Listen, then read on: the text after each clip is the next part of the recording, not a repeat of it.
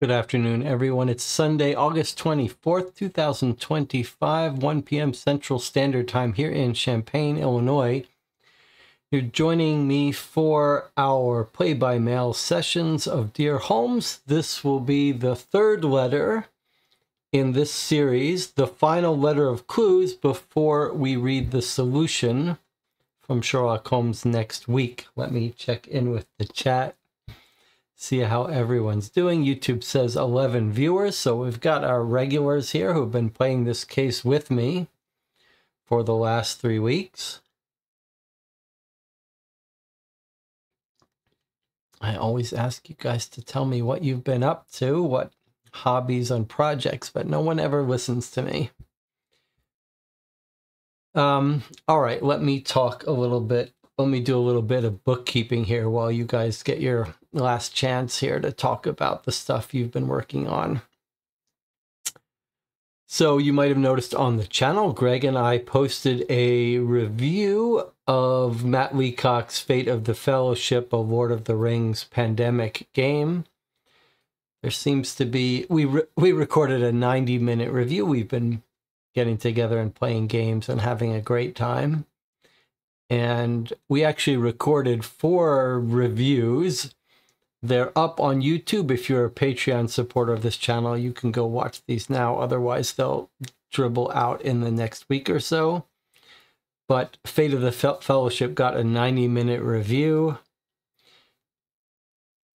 I don't know why, but it's getting some views. I mean, I know why. I think it's mostly because of the game. But some of you who have been watching this channel for years know that Greg was a major part of this channel. Greg and I started it together, and some of you are obviously happy to see Greg back on the channel. Let's talk about a couple other things. I keep meaning to do some additional sessions, especially playing Vantage and other things, but I'm often conflicted about scheduling them ahead of time because I worry that my sleep schedule, which is all crazy and gets messed up, means that if I schedule it, I worry if I'm going to get enough sleep. But then if I just get up on the spur of the moment and decide to schedule something, I fear people are going to be irritated that I didn't give them enough notice to play the game. So I sort of go back and forth. But I did wonder if we shouldn't just play a game after today's session of Dear Holmes. So I guess I want to ask the channel here if anyone wants to play a longer game after this one, say maybe starting at around 3 p.m. Central Standard Time, so 2 hours from now. We could play a session of Vantage, or we could play anything that the group wanted. Perhaps a Deadbolt Mystery Society game or one of these unsolved case file games. So let me just start a little chat here, a little vote. Is anyone interested in, is anyone here now interested in playing something after this play-by-mail session? So 2 hours from now, something probably longer. So it'll take us 2 or 3 hours to play. I realize you're not getting much advance notice. Maybe a vote is not the way to do it. You can just, let me just turn off this vote. We don't need a vote. You just put it in the chat if that's something you're interested in doing. Okay, what else should we talk about? I saw the latest Mission Impossible, which I hated, absolutely hated. I don't know why they're making those movies, why they're spending so much money on those movies if they're not going to make them any good. All right, so let's recap our case. Let's get to our case. So we're in a weird situation with this case. It's this guy, well, I don't know if I should be recapping these every time. Okay, our guy got killed. Sir Horace Maxwell, and the Reverend was arrested, and there's reasons they suspect the Reverend.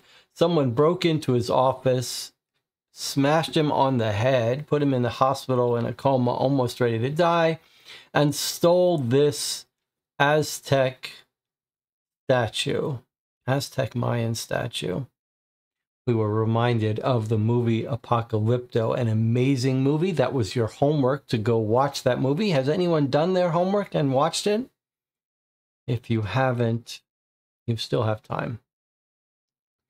All right, so Reverend's arrested. We're told the statue is quite small, 7 inches tall, 2 inches in diameter. So that's kind of important for one of the theories of our case. So Reverend got arrested. He was over there for dinner, went back to his hotel, and then went on a long walk afterwards. The guy who was hit on the head described, or his last utterances were of a tall man in black, which matched the description of the Reverend. The Reverend was the only one who would know how valuable this item was, and the Reverend was in a little bit of financial straits. Not dead, in the hospital, might recover. Then we've got, look at this mess. We've got a couple other, this is all on our transparency overlay. Anyway, a couple other suspects, though. The son is our secondary chief suspect. And we're told the father left the Reverend a third of the estate. Sort of adopted him as a son, almost. A rival child to the daughter and son, brother and sister. And we're told about how the son is a woodworker, made this table for his father. It's described rather prominently as sort of a bulky table with a large central leg. There's some talk about whether the idol may have been stolen and put in the leg, because the idol is missing. We're charged with finding the idol and figuring out who attacked him. So there was some talk about, did the son steal the idol and put it in the table? And there's this whole weird thing about the son trying to get the table back out.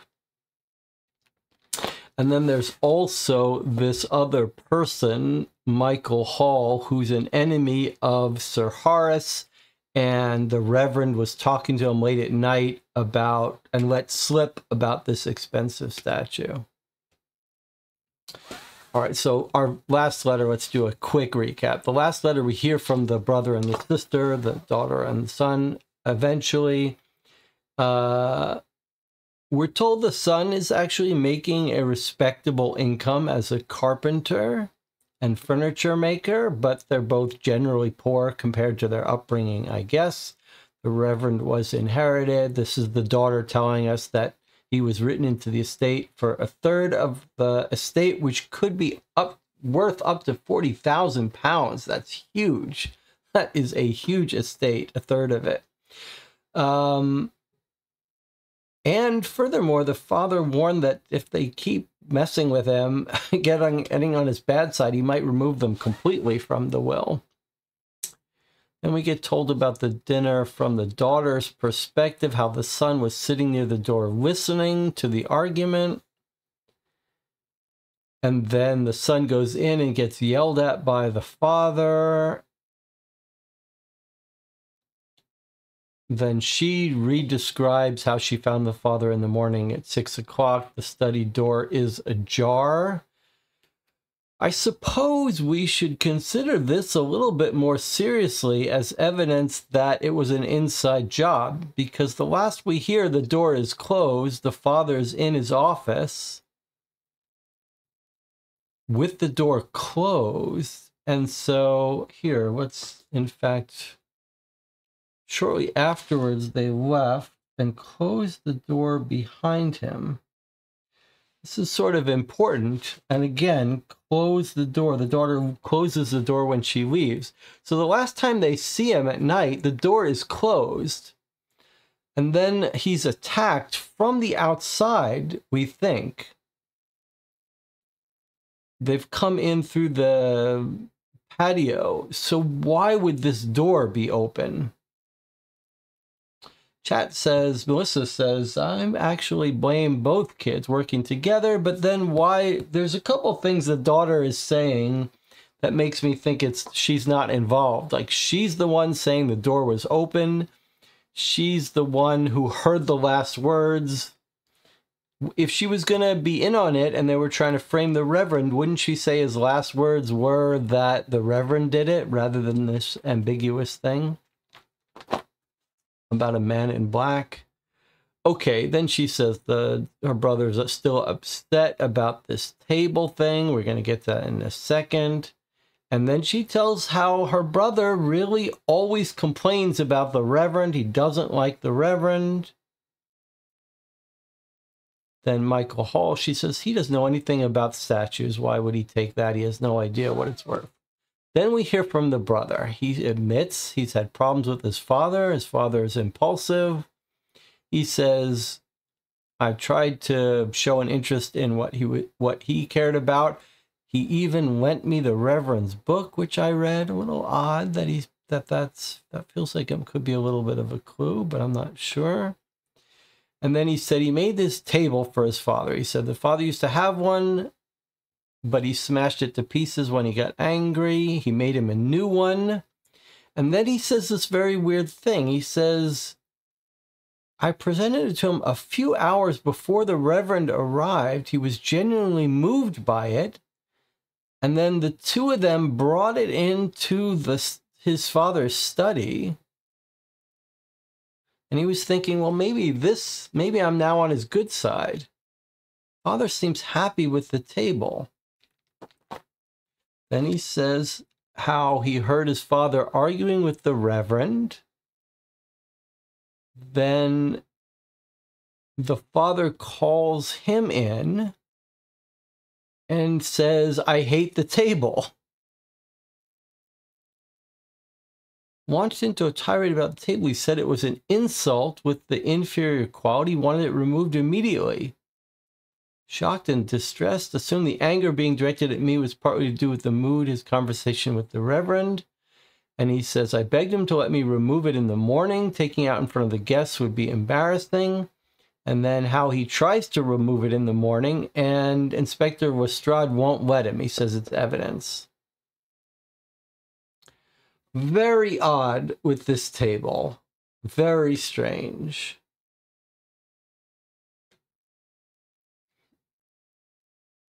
The Reverend also admits that the reason the father was yelling at the Reverend is that the Reverend confessed to him that he misused some money in the church and asked to borrow some, and the Horace wouldn't give it to him. So, yeah, it's odd. What I wanted to look at is this. I wanted to see if we could catch the son in a lie here. He says, I begged him to let me remove it in the morning. Taking it out of the room in front of our guests would be embarrassing. I want to make sure that the daughter, I want to see when the daughter said they left, because the daughter said they were anxious to leave the Reverend. And so I want to see if it's true that they were still there when the son went in to meet him.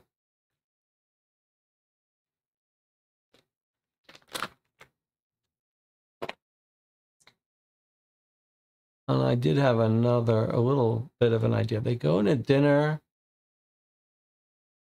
Son doesn't want to play cards. He's listening in. We made our excuse and left to get our cab. You could hear the detail. It's clear, Sir Horace. So actually, this is a little bit of maybe we've caught the son in a lie. So the son goes in to argue, and the father's yelling at him about the table. He claims he told his father, please don't make me remove it now. I don't want to have to remove it while the guests are here and they'll see it. But according to the Reverend, and I think the daughter, they actually left while the son was having this heated argument with the father. So imagine the son goes in, the father's like, get rid of this table, according to the son, right now. He says, please don't make me take it out while our guests are out there. And the father's like, okay, you can wait. They have a long 20-minute argument. Then the son leaves, and at that point he would have seen that the guests are all gone. I don't know if that's true, actually. We are told there are other guests. So it may be that the Reverend is gone with his daughter, but it's possible the other guests are still there. The other guests are mentioned so briefly in this story, but actually they're not mentioned by them, but they are mentioned here in this next letter. 2 guests invited, Miss Anne Marie. So I guess we're not really told when they leave. So they could have still been there. All right. So let's talk about this table for a second. One theory was that the son has stolen the statue, hid it in the table, and now that's why he wants to remove the table. It's sort of classic locked room solution to where did this thing go. But in our case here, it's not a locked room. So if the son had stolen the statue, why not just, if he was going to have to escape from the office anyway, why not bring it with him, put it in his pocket, bury it somewhere? Why would you hide it in the table where you don't have access to it? And I think at the end of last week, I was hypothesizing that the son is desperate to get that table out of there, maybe for another reason. Perhaps that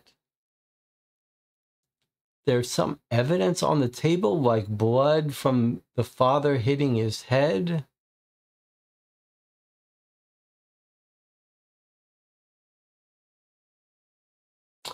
You could even imagine that the father got injured. What if no one attacked the father? What if the father somehow got injured on the table, tripped, hit his head, and now they're trying to manufacture this just in case he dies to frame the Reverend? Like maybe they weren't even after that statue. Because it does seem like this can't be, if it's the kids, it can't be about the statue. Like they'd never be able to sell that statue. And if it's worth a lot of money, better to not have it go missing, because then you'd never be able to sell it. But they could want to frame the Reverend. But that would be really taking a big risk. You attack the father, you kill him, and what? You're hoping that not only can you frame the Reverend, but that you'll do such a good job of framing the Reverend that he won't get his will.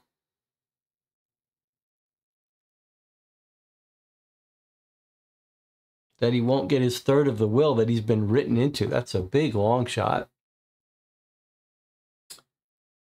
However, there's something very, very suspicious about the father, about the son. To me, the biggest red flag in all of this is how the son hates the Reverend.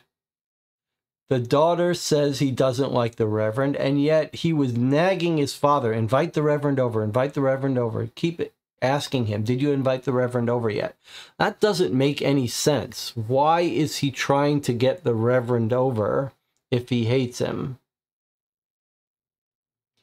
So that is the biggest suspicion, that the son is trying to do something nefarious with the Reverend.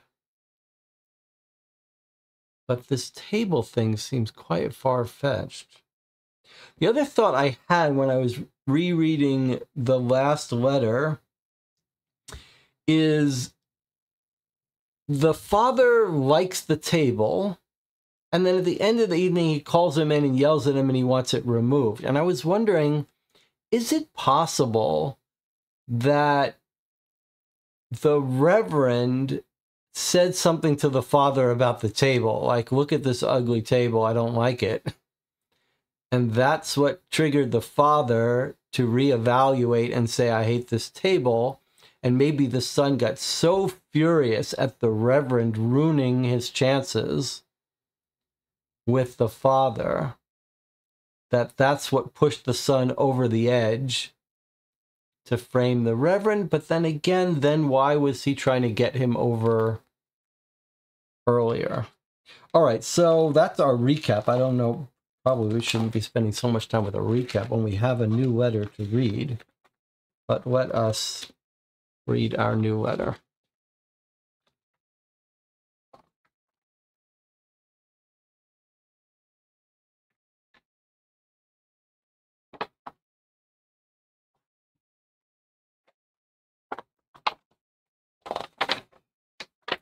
Well, okay. All right, so remember, this is the last letter of clues that we are going to get before... Look at... Oh, you can't see it yet. Here, a little format. This is our last clue before we're going to get the solution next week. All right, here we go. Or should I look at the chat first to see if there's anything else? He's not dead. He might wake up to give us important information. I don't... Mystified says, I don't want to believe the son did it, but it certainly could have been him. I personally like both kids for it working together. They both have so much to lose and are both pushing it off on the Reverend pretty hard. All clues point to the brother, says Rob. Would almost be disappointingly easy if it turns out to be him. Groot has come by to say hello. I don't have much sympathy for the father. He doesn't sound like the most wonderful human. I'm wondering if the table replacement has to do with why the first one was broken. Maybe the table had a hidden contraption that automatically knocked out the father and stashed the idol. The Reverend is the same age as the sons, yes. Okay. Here we go. It's a letter from Abbey House. Who's writing to us here? Alice Roberts. This might be the maid. I was quite shocked when Inspector Lestrade took me aside and delivered a list of questions from you. He also requested a copy of this letter, though this I declined. I await your instructions on that, sir. In response to your inquiries, yes, I did have access to the master's study. There are but 2 keys to the study and the French windows. The master had one set and I the other. I was under strict orders from him to keep them safe, safer than wine, and to forbid all others from using them. I had them in order that I could clean the room. I did not carry them all the time, sir, and I did not tell anyone where they were kept when I was not using them. I'm sure no one has used them other than myself. When going about my duties, I do see and hear things that perhaps I shouldn't. I'm loyal to the family, though, sir, and normally I would not pass on anything that I hear. I'm only telling you now because I want to help the master. I learned of the changes to his will before his children did. His son and daughter often feel the rough end of his temper. I feel for them, sir, I really do. I was in the room at breakfast serving when he told them about the adjustments some time ago. They were astonished, as well they might be. He had changed the will, and they were each receiving a third rather than half of his estate. The rest, master told them, must go to the Reverend and his daughter. They must be taken care of. I had always known he was fond of them both, and he treated them as if they were his own family. But, sir, I myself did not expect a gesture so grand. I learned of the will alongside the Reverend, which answers another one of your questions, sir. The Reverend already knew of the changes when the master told his children. He was eager to tell the Reverend and explained it on one of the man's many visits. I had been sent to fetch tea for them, and I entered the study to hear the Reverend tell the master, I do not deserve such consideration. He all but begged the master to reverse the foolish changes. But the master would not hear of it. He grew quite angry, and the Reverend finally dropped the matter. You asked, sir, about the study on the day the master was found injured. Mrs. Arnold called for me, and I entered the room to find her cradling him in her lap. He was quietly groaning. The French windows were open, and the room was very cold. She sent me out for a blanket. When I returned, he was unconscious, but she said he had mentioned a tall man dressed in black who was wearing some kind of scarf to cover his face. There was glass from the cabinet on the floor, and the master's most prized Aztec statue was gone. He valued that one small creature above everything else in that room. There were no marks or impressions left on the carpet, sir. I don't think that is a surprise, as the previous night was dry and cool, and the garden was hard from lack of rain. You asked about Mr. Maxwell's carvings as well. I fondly recall seeing him work on the first one in his little workshop. I often took him lunch, sandwiches, as he had a tendency to work for hours with no regard for time or his health. I remember him holding it confidently and saying, "Well, Alice, let's see if this cheers him up. Something must." When Mr. Maxwell presented the finished product to the master, he admired it and seemed to appreciate the effort sincerely. Still, he placed it in the hallway. Mr. Maxwell made a number of others which found homes throughout the property, but any attempts to place one in the master's study were met with a no. It was perhaps the fourth or fifth carving when Mr. Maxwell finally insisted on an explanation. The master calmly told his son that only authentic Aztec items were to find a place in his study. Sometime after this, Mr. Maxwell made one other similar carving, which is now hanging on the wall outside of the drawing room, and that was the last. Yes, the inspector was correct. Other than the glass, the only item on the floor of the study was a large book. It is called Britannica, one of a large set that was kept in the bookcase nearest to the broken cabinet. I could see that several pages had been torn out of the book, and that the edges of a piece of paper were poking out from beneath the table's odd central leg. I presume the paper had been used to keep the table still on the uneven floor. Upon spotting the book, I went over to it with the idea of placing it back on its shelf, but Mrs. Arnold stopped me with a shout. "Leave it alone! The police do not want anything to be touched." She then told me to head into town for the doctor and the police. I went into town and I called on them both. The doctor arrived together with me and examined the master. Afterwards, he left to arrange for him to be taken to the hospital. The local constable arrived while the doctor's examination took place. During that time, he spoke with Mrs. Arnold. He observed the master's condition, then said some words to Mr. Maxwell, then to Mrs. Arnold again, and took his leave. He said he was sending word to Scotland Yard. This was some minutes after the doctor left. These, sir, are the only details of import that I can recall, and your final request you will find beneath this. I will make a drawing of the master's study so that you know where everything was located. I'm no artist, sir, but I hope it will do. I hope this helps. Yours sincerely, Alice Roberts.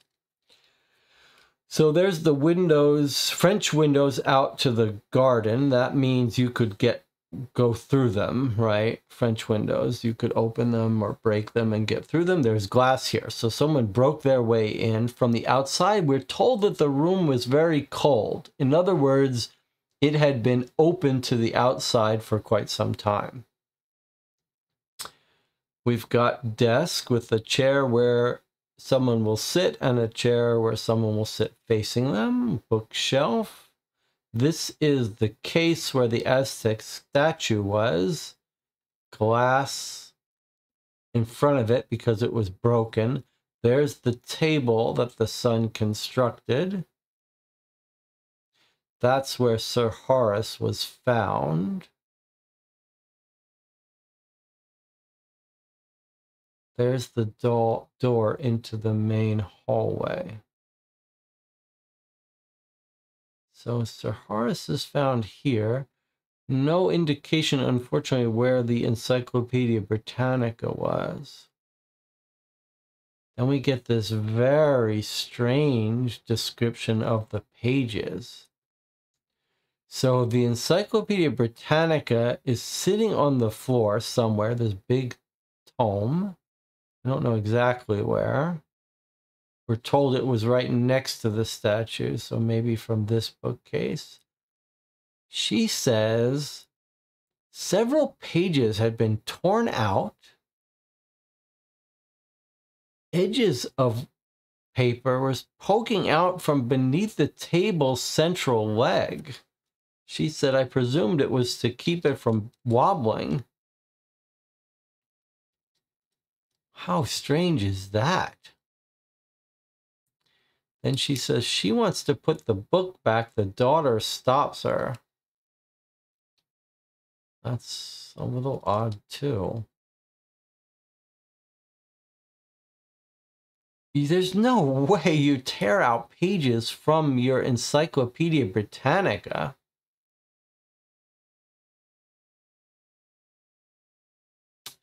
Rob says, these marks are not from broken glass. They're just to tell us that this is glass. Okay, I guess that makes sense. Either way, someone's come in from outside, or this door, these windows are open, so someone could have left. The cold air definitely suggests that these were open all night or for a big chunk. But how crazy is this? There's no way you rip out pages from an expensive encyclopedia to shove under the leg to keep the table from wobbling. That's insanity.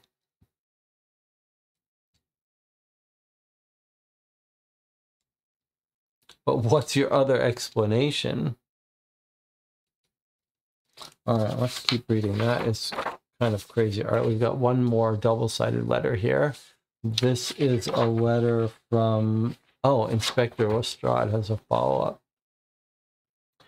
Dear Mr. Holmes, I thought I'd write to you with some information that has come to light. I trust Dr. Watson will forward it to you. Sir Horace has died in hospital.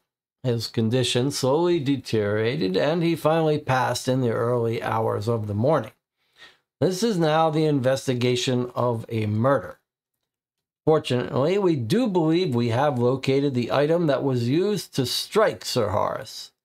A local gardener who works for the Maxwells found it within some bushes in the gardens to the north of the house. The local police investigation concentrated its efforts only on the rear of the house and had failed to consider the other areas. In plain terms, this should have been found at the start. It is a wooden carving of a man wearing what I would describe as a tall crown, twice the height of his head, composed of many elongated discs, perhaps feathers. The tongue is hanging out of the statue's mouth, and its hands are wrapped around a large sword, pointed downwards into the ground. It measures 9 inches tall and is just shy of 2.5 inches in diameter. Its side was missing a small piece and had begun to split as if it had been used to strike something hard, such as a man's skull. More notably, small amounts of dried blood were found surrounding the damaged portion of the carving. The doctor who treated Sir Horace has been shown the item and agrees it could well have delivered the blow. It seems indisputable that the Reverend entered through the windows in the study and was in the process of absconding with the statue when interrupted by Sir Horace.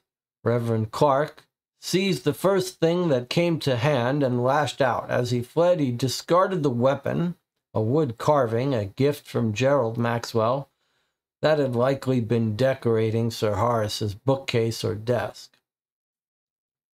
Mrs. Arnold has confirmed that I've never seen that one, but it looks just like the carvings Gerald made for Father.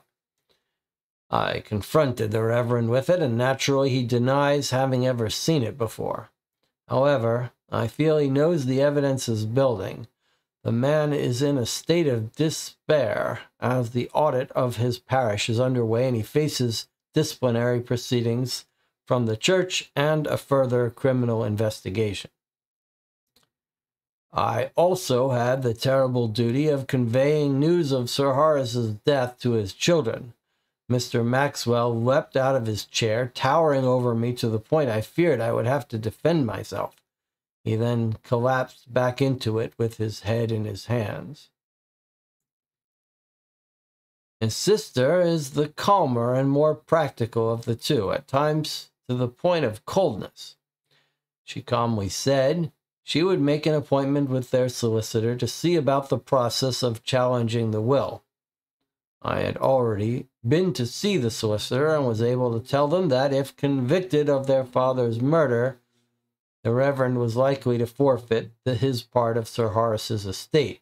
Then it would likely return to them. Mr. Maxwell remained silent on hearing this, but his sister insisted she wanted to hear directly from their solicitor, Mr. Robert Thompson, as to the proper legal position. What I did not tell them, Mr. Holmes, because I felt it would be improper, was what Thompson had already told me. The Reverend's daughter has been left money in her own right. It was not the case that the Reverend received 1/3 of Sir Horace's estate. That third was left for his daughter, who, of course, is presumed to eventually share it with him. If he is convicted, I imagine her amount will stand, unless Sir Horace's children challenge it. I should also say, although I remain convinced of the Reverend's guilt, I have tried to consider other possibilities. I asked Mrs. Arnold who else knew of the statue's presence in the house. She replied that, aside from her household and the Reverend's, only the vendor who sold it to Father would have known about the statue. I spoke to the maid, who denied telling anyone of its existence. She was nervous, but even if she were lying, I cannot imagine who she might have told of it that would be audacious enough to steal it. There were 2 other guests at the house the evening of the attack, but the maid, Mrs. Arnold, and Mr. Maxwell's accounts of the evening all suggest that they are innocent. According to the maid, when Sir Horace and the Reverend retired, Mrs. Keegan suggested a game of chess to Mr. Bernier.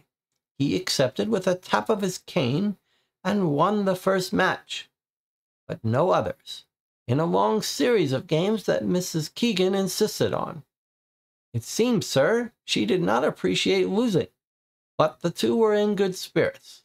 Mrs. Keegan talked mostly of her children and siblings, 4 each, I think. Mr. Bernier told her of his twin brother and his adventures in Romania. Odd pair. After this, the maid recalls that Mrs. Keegan and Mr. Bernier were both taken from the house in their own carriages.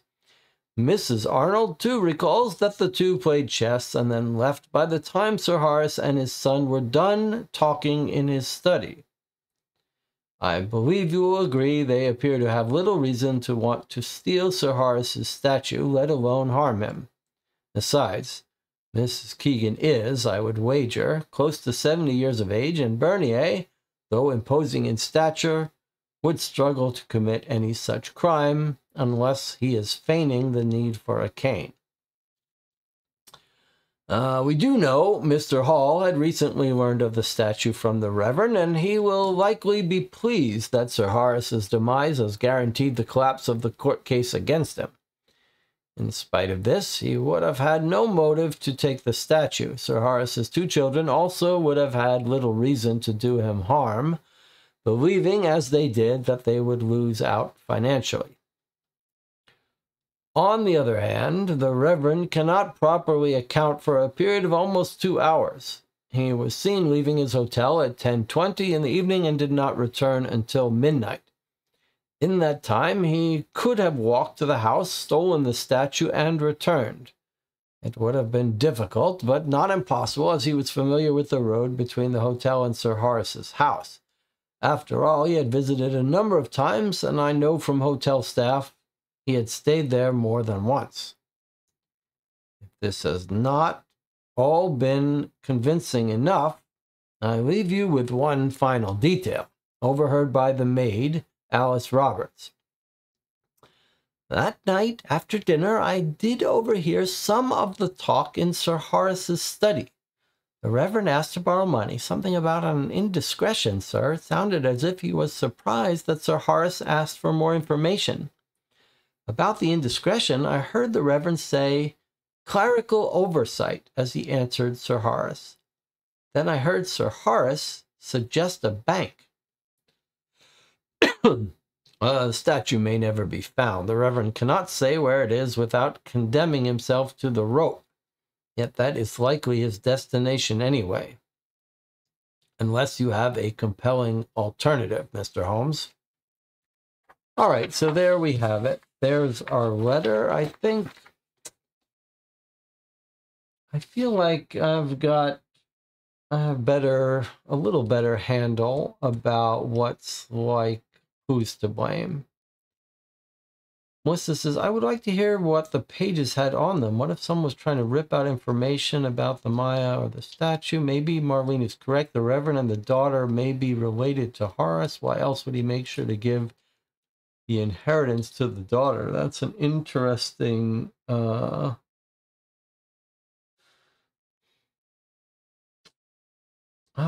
mean, I don't see any reason why the Sir Horace would not...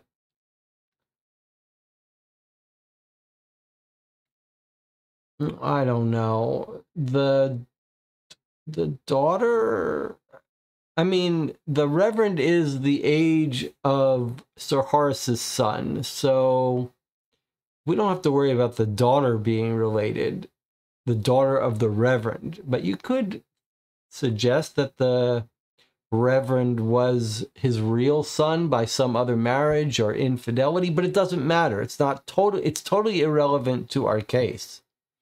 The father, Sir Horace, was writing in this Reverend and his daughter into the will. Whether they were related or not doesn't seem to make a bit of difference. It is odd that he's written the daughter in instead of the Reverend. Let's see if we can understand that. The Reverend's daughter has been left money in her own right. It's not true that the Reverend gets 1/3. That third was left for the daughter, who will share it with them. So the kids don't know that. I don't think that sheds much light on our case, other than the kids think the Reverend's getting it. I did notice a couple things, though.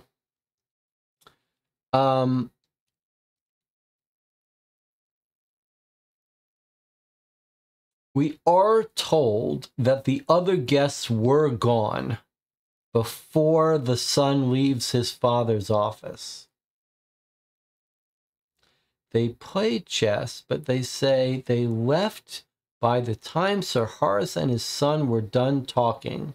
So the son says, please don't make me remove the table now, because I don't want to do it in front of guests. But then when he leaves, everyone's gone. So that would be a natural thing to be like, okay, let's move the table now.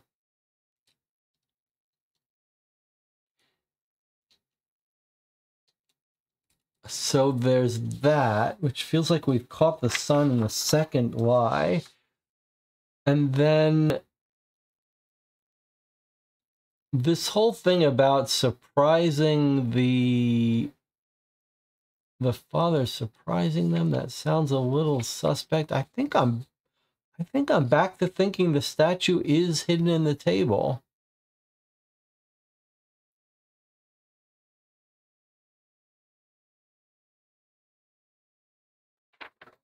The thing about the bank is just what we were told. Sir Horace is not going to give him money to fix his thing. Doesn't matter. The whole, could the daughter be related? It doesn't matter because it doesn't change anything. But Rob is saying, could the daughter be trying to frame to get the inheritance? I don't think that makes any sense. And the daughter's not going to be able to make herself look like a tall man in black. But further, look at this. Feels like this case is much easier than we're expecting, and that's why we're going to some convoluted stuff, because when we're told about the murder weapon, this definitely feels like it's the son, right? Because look at what we're told about it. They find the murder weapon. It's far away. And it's a carved statue. Probably a carved statue that the son made. Right? It's like one of the statues that the son made.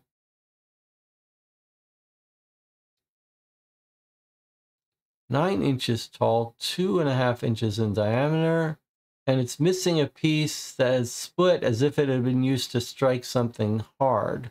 Small amounts of dried wood. So they found the murder weapon, and it's probably something that the son would have used against him. And then look at what we're told here. Like Lestrade thinks, oh, it was probably something in his office that the attacker just picked up as a weapon of opportunity. But we're also told earlier that the father won't allow any statues made by the son in his office. So that feels like it's hinting to us that the son has carved this and brought it from his room. He says, oh, it was probably...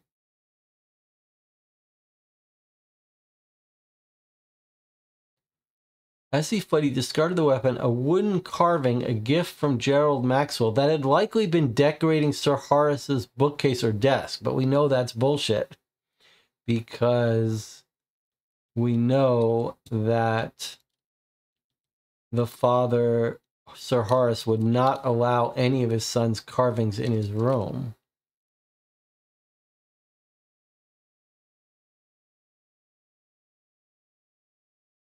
So this is not believable that the attacker picked up a weapon of opportunity. Miss Arnold confirms, I've never seen that one. It looks just like the carvings Gerald made for father.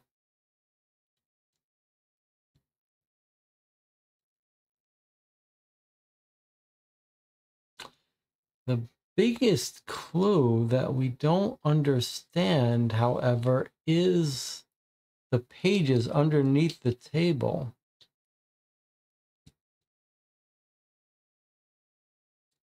But Rob has a fair point. It's suspect that the weapon was a carving by the son. If it was the son, he wouldn't bring that as a weapon. So, okay, here's an alternative theory. We said it's the son. We said it's the son jealous of the Reverend, who's being treated like a son. But now we know that the money is left to the daughter. Is it to the Reverend's daughter? Is it possible our motives are sort of right, but our person is wrong? What if it is the daughter, Sir Horace's daughter? She's framing her brother. She's jealous of the Reverend's daughter, who has a close relationship with Sir Horace. She's framing her brother. We did remark that the only thing that we know about the tall man comment, tall man in black, is the daughter's comments. The daughter says that was his last words. So what if the daughter has killed her father? She's the cold, calculating one. And she's framing the... But then what's the theory there? Like, you can't frame both of them. It doesn't really... I mean, you're framing your brother in a... You're framing the reverend, but your backup is you're framing the brother? That's a little too convoluted, right? I mean, she says, like, basically his last words was the reverend in black. But her backup is that she's going to secondarily frame her brother? How does that help her also? It doesn't help her, right? Her brother gets framed.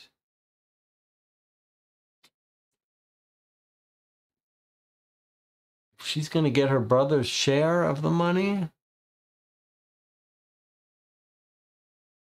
Then why not plant things? That's too crazy. So this is one of these things where, like, is it too obvious that the son did it? So someone must be framing the son, or is it just meant to be obvious?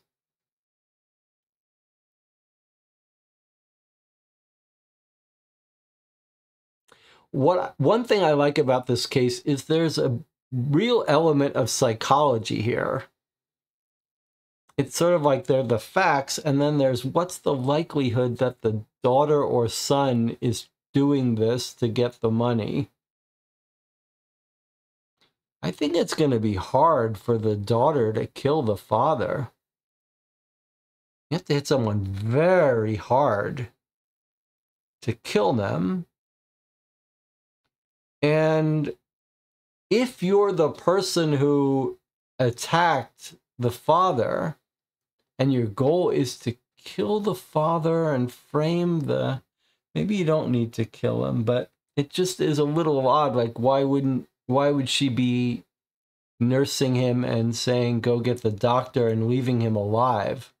You would kill him. If you really wanted to kill him, and you were alone there with him, you would kill him.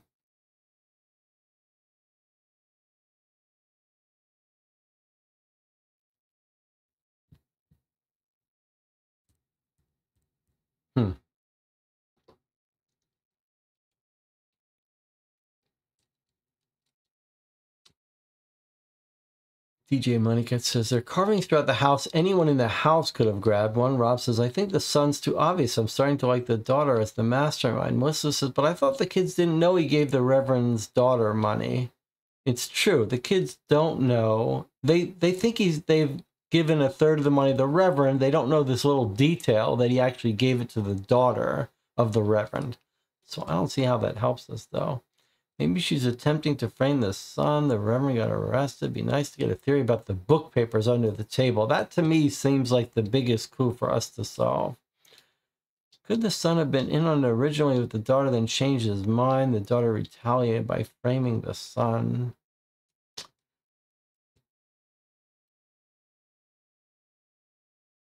I think the part about them finding the murder weapon...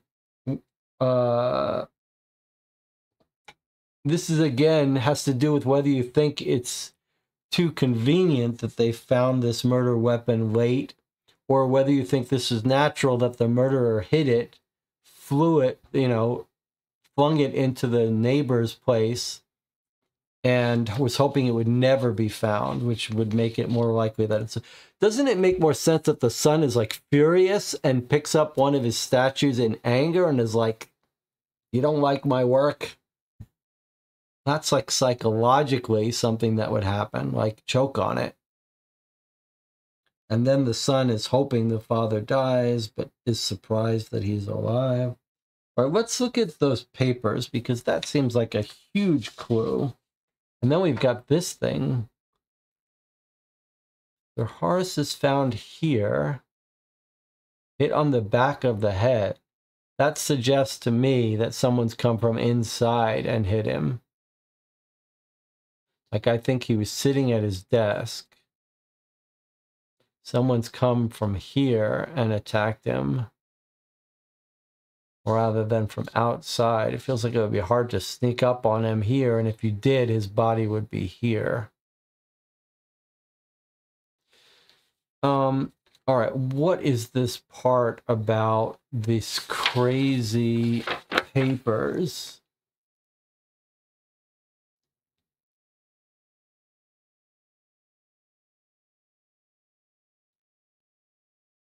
And look at this. The Reverend is saying, like, he said he doesn't want... The maid says the Reverend didn't even want the money.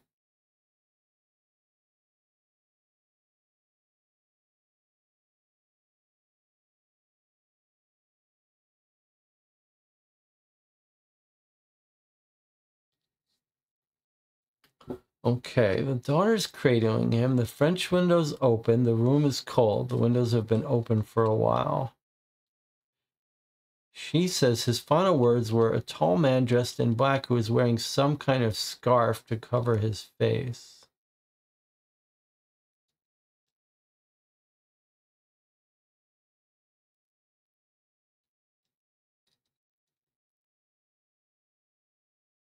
No marks on the carpet.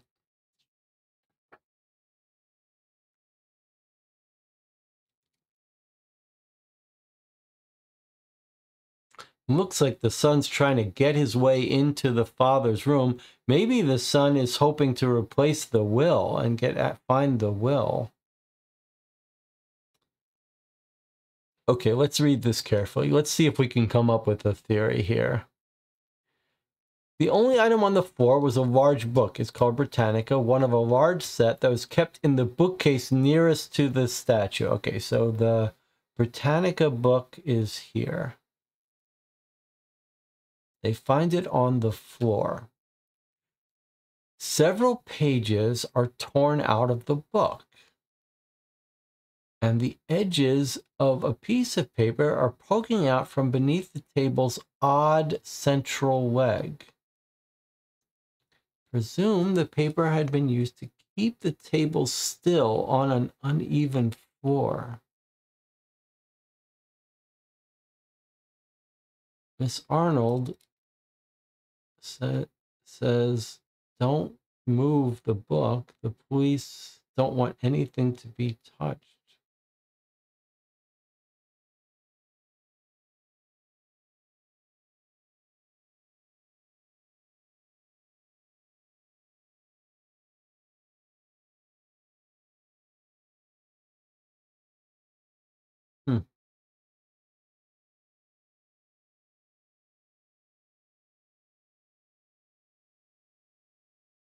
What's your explanation for this paper under the table? Like, no one in their right mind would rip pages out of their encyclopedia and shove them under the table leg.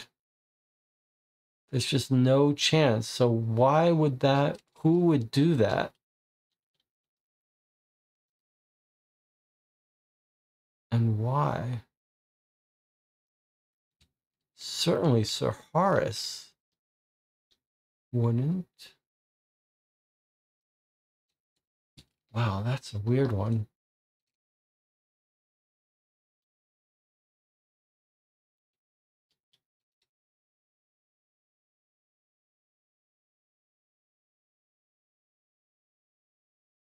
Do we know it was those pages under the leg?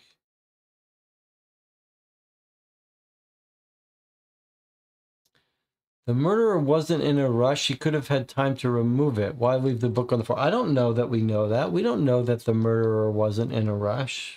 We don't know. The edges of a piece of paper were poking out. Okay, I think that's a very clever observation.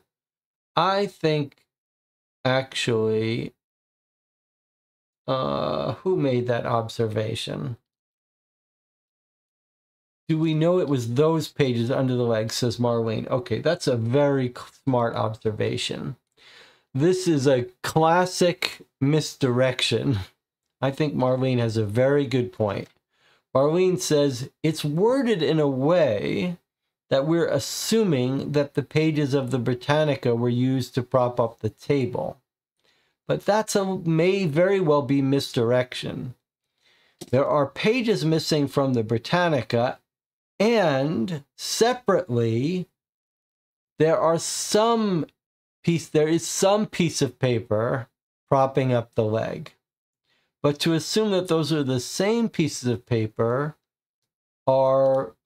is incorrect, is leaping to a conclusion that's not warranted. So what if it's just a normal piece of blank paper that was put under the table leg because it wasn't constructed all that well?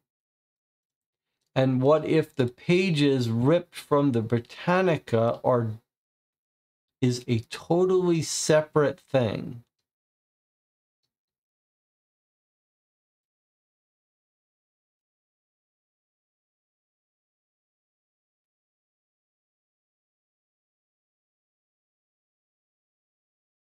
And why would pages be ripped out of the encyclopedia? That's the separate question then. If they're not being used to prop up the table, which surely they're not.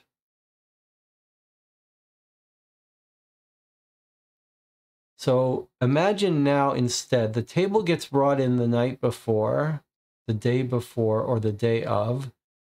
The central leg doesn't quite reach the floor because of the odd floor shape. So he says, I'm a carpenter. This is how we fix it. We just take a little piece of paper, we shove it under there. Okay, done. Then later, the father, Sir Horace, is in his office, and for some reason, pages have been ripped out of the Britannica. Why is that?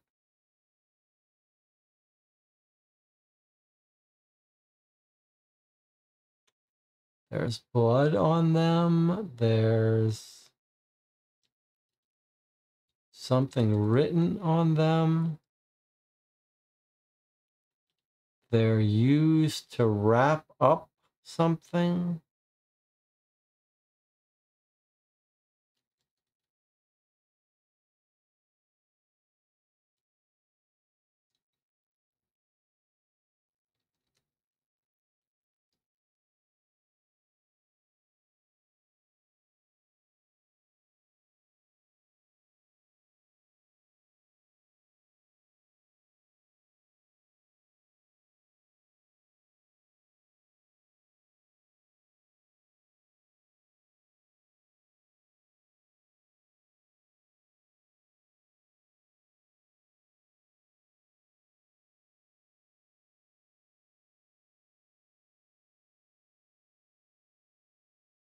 Hmm.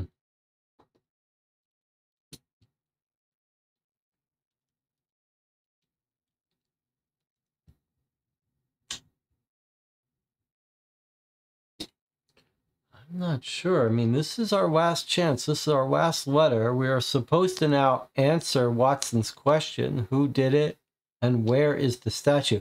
The very fact that it's asking us where the statue is kind of seems like it's hinting that it's in the table. But boy, are we going to look foolish if we say the statue's in the table and they take apart that table and there's no compartment, no statue.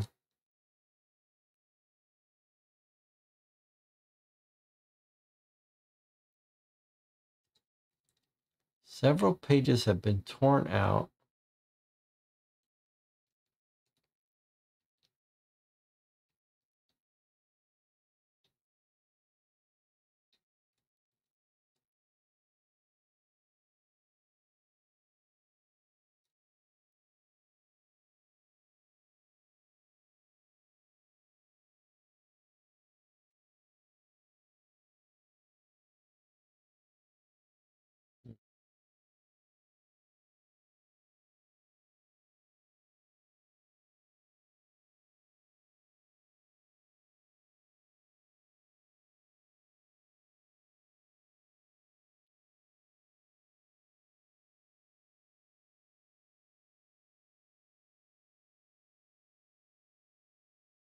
What were the questions? Who might have attacked him if it wasn't the Reverend, and where is the statue now?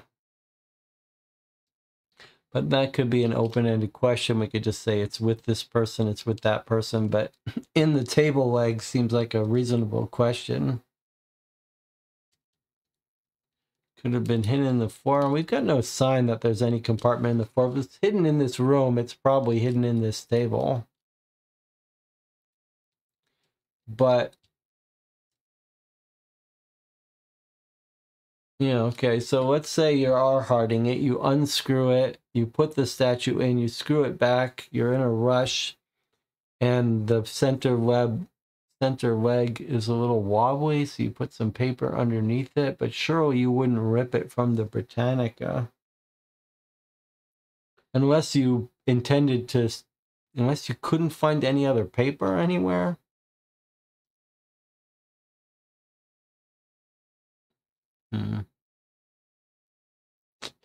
All right, well, I think what we'll do is we'll stop here, and you've got a week to chew on this. When we come back next week, we'll maybe spend a little bit more time theorizing before we read the solution, but next week we will get the solution. It's either going to be that this case was too easy, or that we've missed something substantial, or it's just unreasonable, as many of them are. All right, we're going to sign off here. Let me know in the Discord if you want to get together in an hour or so and play something else. I'm still a little bit undecided. I will check the comments here from those of you who answered my question about whether you want to play something later in the afternoon. Thank you for joining me. I'll see you next week.